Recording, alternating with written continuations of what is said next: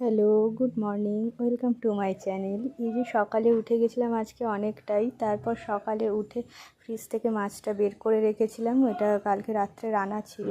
মাছটা বের করলাম আর তার আগে ভাত বসিয়ে দিয়েছিলাম। এই যে এখন জানলাটা খুললাম, ভাতটা প্রায় হয়ে এসছে। ভাতে একটা আলু দিয়ে দিয়েছিলাম, আলুটা হালকা সিদ্ধ হতে না তুলে নিয়েছি, 4 পিস করে নিয়েছি। আর এই যে একটা মাছ এখন করে দেব, মানে আমার হাজব্যান্ড নিয়ে যাবে আর কি টিফিনে, আমরা পরে আবার রান্না করব।